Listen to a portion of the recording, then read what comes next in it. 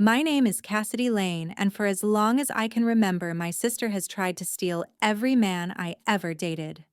Not notice, not flirt a little, I mean, full on stepping in like my relationships were trophies she deserved more than I did.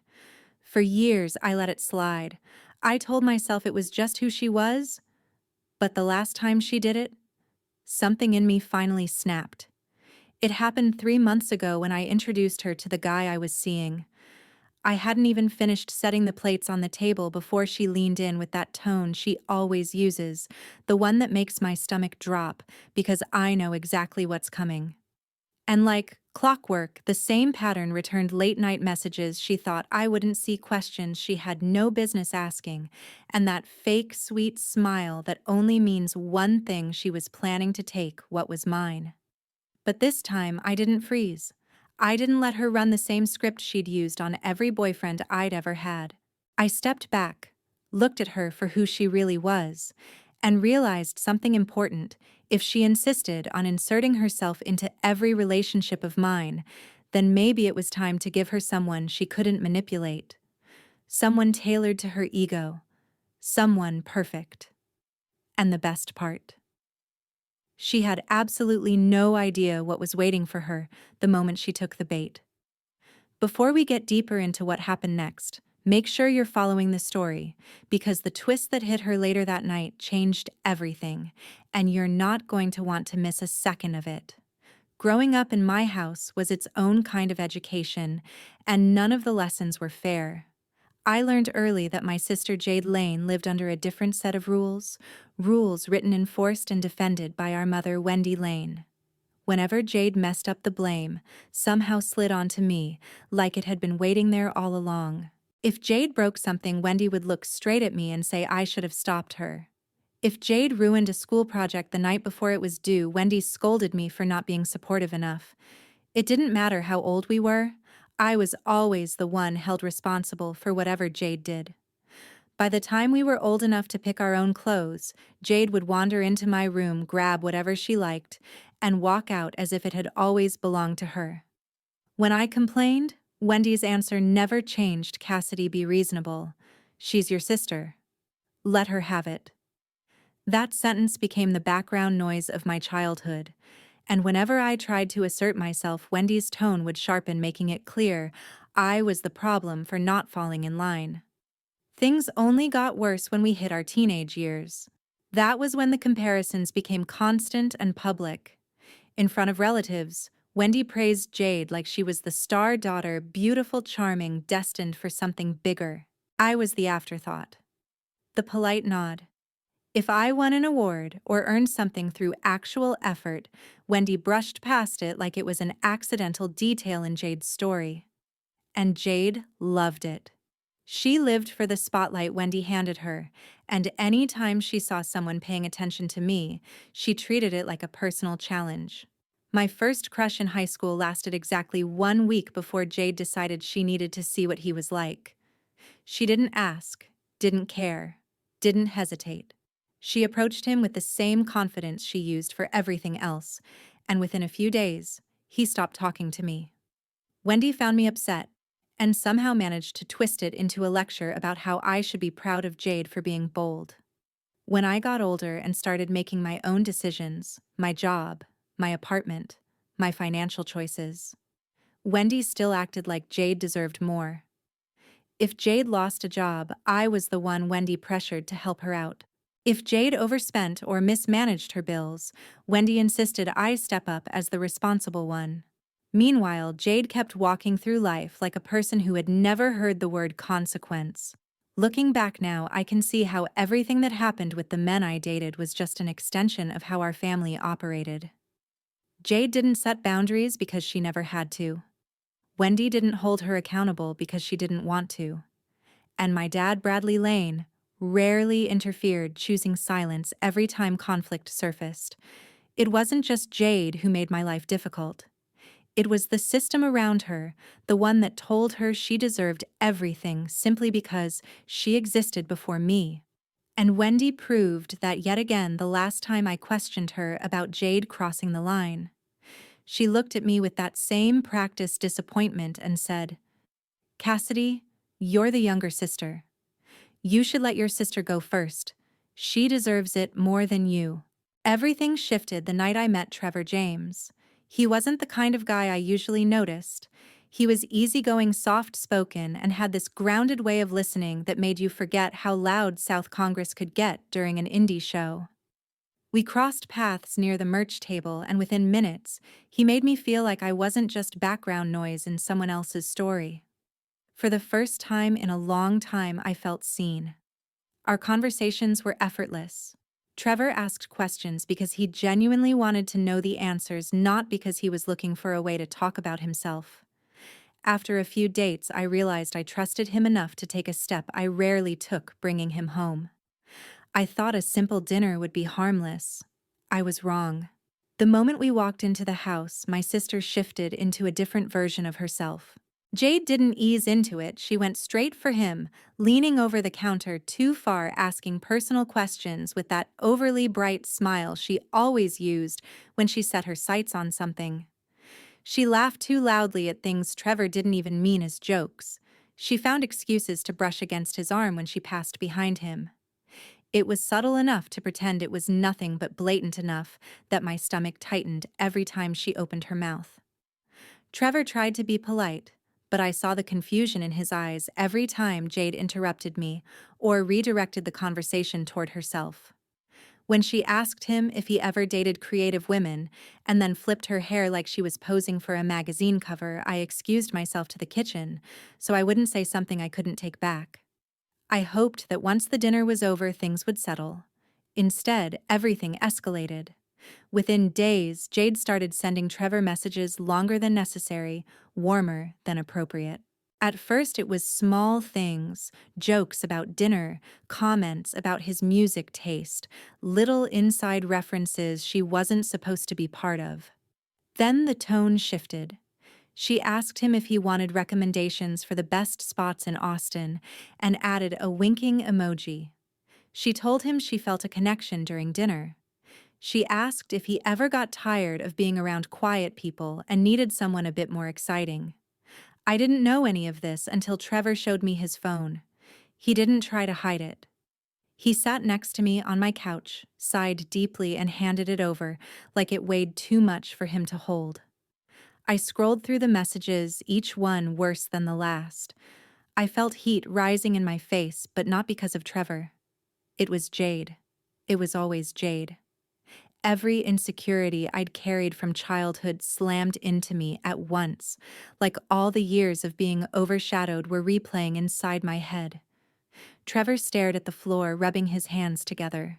He looked embarrassed, like he had walked into a storm he wasn't prepared for. Over the next 2 weeks, everything between us got heavier.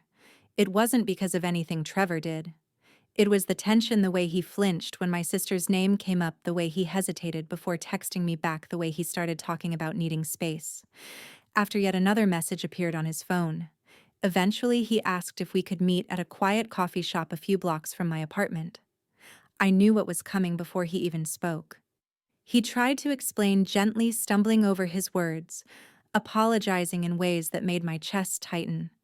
Then he finally said it, the sentence that cut deeper than anything Jade had ever done. I like you, but I can't fight your family. A couple of days later, I realized I needed someone who could see through Jade the way most people couldn't. And that's when one name hit me so clearly it almost felt ridiculous. I hadn't thought of him earlier, Nolan Reese. Back in college, he and I were part of the same campus theater club, always cast opposite each other, because directors said we had compatible energy, which was their polite way of saying we were the only two who could keep a straight face during chaotic improv scenes. After graduation, Nolan moved to Houston, built a career in community theater, and settled into a long-term relationship with his boyfriend, Marcus. He was sharp, observant, and had a sense of humor that could slice through tension without turning cruel. He loved drama as entertainment, not as a lifestyle, which made him exactly the kind of person I needed. I texted him asking if he'd be in Austin anytime soon, and he replied within minutes. For you, I can be there tomorrow. What's going on? We met the next afternoon at a small cafe on South Congress, the kind of cozy place with mismatched chairs and local art on the walls. When I walked in, Nolan Reese was already waving at me with the same theatrical enthusiasm he'd had at 20. After hugging me, he leaned back, studying my face. "Okay, Cass. Talk. You look like someone who just discovered her house is built on top of a sinkhole." I told him everything from Jade sliding into Trevor's messages to how my mother reacted like it was somehow my fault. Nolan didn't interrupt, just raised his brows higher and higher until I reached the part about the breakup. When I finished, he exhaled slowly. "Your sister sounds like one of those people who think they're the main character in everyone's story." He tapped his nails on the table, thinking. "Overly confident type. Loves attention. Gets bored easily. Probably hates boundaries." I nodded because he'd just summarized Jade better than I ever could. That's when Nolan said the words that shifted everything. "So what's the plan, Cass? Because I feel like you didn't invite me here to vent." I hesitated, but only for a moment, then told him what I had in mind: a fake boyfriend. Someone Jade would see as charming enough to chase but not so available that she'd lose interest. Someone who wouldn't actually be hurt by her behavior. Nolan's grin spread so slowly it was almost cinematic. "You want me to play the perfect guy, Cass? I was literally built for this." I laughed for the first time in days, partly from relief, and partly because seeing Nolan slip into actor mode was like watching a switch flip. He grabbed a napkin and started outlining what he called the role of a lifetime. "I'll be polite, attentive, and just a tiny bit mysterious," he said, scribbling bullet points. "Enough to signal that I'm emotionally mature, financially stable, and possibly gettable, if she plays her cards right." He pointed the pen at me. "Your job is to stay quiet, not passive quiet. Let her think she's outshining you. People like Jade don't chase what already worships them. They chase what they think they can steal." It was twisted, but he was right, and we both knew it. I asked him if Marcus would be okay with this, and Nolan snorted. "Marcus will make popcorn. He knows exactly how your family works." By the time we finished planning, even the barista was giving us curious looks, because Nolan kept snapping his fingers every time a new idea popped into his head. When we finally stood up to leave, he squeezed my shoulder and said, "Cass, trust me. Your sister is going to sprint into this trap so fast she won't even check for warning signs." And for the first time, I believed she would. The first time Jade met Nolan happened on a Saturday afternoon when he and I walked into my parents' house to drop something off before heading to a small event downtown. The second she saw him, her entire expression shifted. Her posture straightened, her smile widened, and her voice softened like she had just spotted a prize she wasn't supposed to touch, but fully intended to. She barely acknowledged me before stepping forward and greeting him with an enthusiasm she never had for anyone in my life. Nolan gave me a subtle glance that said, "So this is her," and I quietly nodded. From that moment, Jade launched straight into the patterns she'd perfected for years. That same night around 11, Nolan texted me a screenshot. It was Jade, opening with, "Did you get home safe? I was thinking about something you said earlier," followed by a winking emoji. He hadn't said anything remarkable to her. I hadn't left them alone even once. She had manufactured an entire scenario just to justify reaching out. The next day, Nolan forwarded another message, a selfie of a latte with the caption, "You looked like you needed this. Next time I can bring one just for you." She knew I loved that exact drink. She didn't care. By Monday, she dropped off a box of pastries at my apartment, but she made sure Nolan answered the door. She said she happened to be in the area even though she lived 20 minutes away, and never visited me unless she wanted something. When I came into the living room, she barely looked at me. Her focus was glued to Nolan, who played along with a polite smile while texting me from his pocket. "She's escalating fast." I simply replied, "Let her." A few evenings later, Jade showed up again without warning. She claimed she was checking in on me, but the moment Nolan appeared from the kitchen, she lit up like she'd been waiting for her cue. She touched his arm when she laughed, asked him questions that had nothing to do with me, and made comments about how refreshing it was to meet a man who actually listens. She said this while I was standing right next to her. Nolan kept his composure, but each time she pushed a boundary, he met my eyes to confirm I was still comfortable with the plan. I was. I'd spent my entire life being pushed aside for her ego. Letting her dig her own grave was almost peaceful. Later that week, Nolan and I stopped by my parents' house for a short visit. Predictably, Wendy didn't find Jade's behavior inappropriate at all. When Nolan excused himself to take a call outside, Wendy smirked at me and said, "Jade is just being friendly. Don't make everything about you, Cassidy." I asked her what she meant. She shrugged and replied, "Some people just naturally attract attention. You should be happy for your sister." Nolan came back inside at the perfect moment, and Jade immediately rushed to him with a question she could have easily asked me. Wendy just watched her like she was proud. I didn't react. I didn't need to. The next night, when my phone rang close to midnight, I already knew who it was. Jade's voice sounded shaky, like she'd been crying. She didn't even bother with a greeting before blurting out, "Nolan likes me. I can feel it. You need to step aside." The next evening, everything came to a head when Jade insisted she needed to talk and dragged my parents with her to my apartment. I opened the door to find Wendy's arms crossed, Bradley looking uncomfortable, and Jade standing behind them with puffy eyes like she had been collecting sympathy along the way. Nolan was already inside, sitting calmly on the couch, as if he expected this exact scene to unfold. Wendy stepped in first and said, "We're here because your sister is extremely upset, Cassidy. Whatever is going on needs to stop." I asked her what she meant, even though I knew exactly why they were there. Jade marched past all of us and pointed at Nolan. "He's leading me on, Mom. He keeps flirting with me behind Cassidy's back." Nolan let out a soft exhale, stood, and folded his hands in front of him.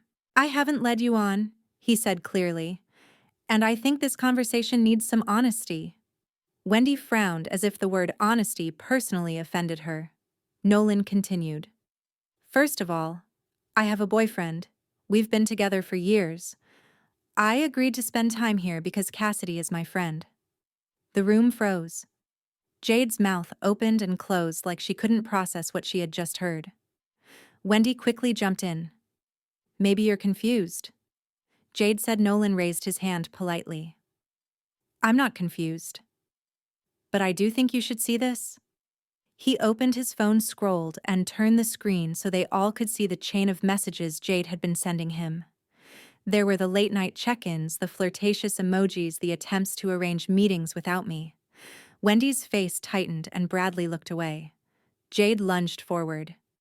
"You don't understand, I was being friendly. Cassidy told him to make me uncomfortable. She's manipulating everything." I almost laughed from how quickly she switched from confidence to accusation. Nolan kept his tone level. "No one made you send these messages. You did that on your own. And every time I told Cassidy immediately because I wasn't comfortable with any of it." Wendy stepped toward him. "You're misinterpreting her intentions. Jade would never cross boundaries like that." Nolan replied, "Mrs. Lane, she crossed every boundary she could find." Jade snapped, "You don't get to talk to my mother like that. And you—" She spun toward me, eyes blazing. "You planned this. You wanted me to look desperate." I stayed still and said nothing. Silence was more powerful than anything I could have thrown back at her. Bradley finally spoke up, voice low. "Jade, you shouldn't have done this." She spun on him with fury. "Of course you take their side. Nobody ever takes mine." Then she faced me, her voice rising sharp and panicked. "You think you're better than me because you finally found someone who notices you. You think you can embarrass me in front of Mom and Dad." Nolan replied gently, "Jade, I told you there is nothing between us." That was the match that lit the explosion. She shouted, "Stop lying. I know when someone wants me and he wants me. He just doesn't want to admit it because she's here." She jabbed her finger toward me like I was the obstacle ruining her fantasy. Then, with her voice cracking under anger and humiliation, she screamed the final line that hung in the room like smoke. "From now on, I don't have a sister anymore." She grabbed her purse, shoved past Bradley, and slammed the door so hard the frame rattled. In the days after Jade stormed out of my apartment, the chaos she created didn't settle. It multiplied. Instead of stepping back or reflecting, she opened her social media and posted a long, carefully crafted story time about how she had been betrayed by the two people she trusted most. She didn't use our names, but the hints were obvious to anyone who knew us. According to her, Nolan had been sending her mixed signals, and I had humiliated her in front of the entire family out of jealousy. She expected sympathy the same way she always had. And for a short moment, she got it. A few acquaintances left supportive comments. Someone reposted it. But Austin is a small world and people talk. The tide shifted fast when Nolan responded not with anger, not with accusations, but with a single calm status that read, "For transparency, here is the full context." Attached was a blurred photo of the message thread she had sent him.